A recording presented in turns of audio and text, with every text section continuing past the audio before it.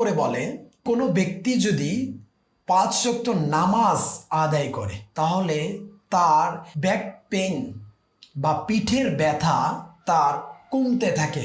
3 নম্বরে বলেন কোনো ব্যক্তি যদি নামাজ পড়ে তার অন্তরে শীতলতা কাজ করে, প্রশান্তি সৃষ্টি করে। মাশাআল্লাহ। 4 নম্বরে বলে নামাজ আদায়কারী ব্যক্তি তার ঝিমঝিম যেটাকে বলে বাত এবং রক্তচাপ এই যে রোগগুলো আল্লাহ তাআলা শেফা দান করে। 5 নম্বরে বলে কোনো ব্যক্তি যদি রুকুতে যায় পরিপূর্ণভাবে আদায় করে তাহলে উরু এবং ঘাড়ের পেশিগুলো প্রশান্তি সৃষ্টি হয়। নামাজে কতটা ফায়দা উপকারিতা, কিন্তু আমরা নামাজ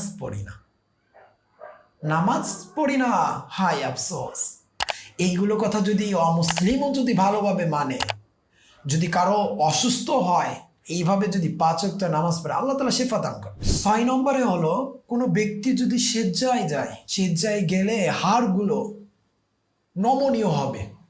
যেটা আমরা সকালে জগিং করি, ব্যায়াম করি হাড়গুলো নমনীয় হওয়ার জন্য।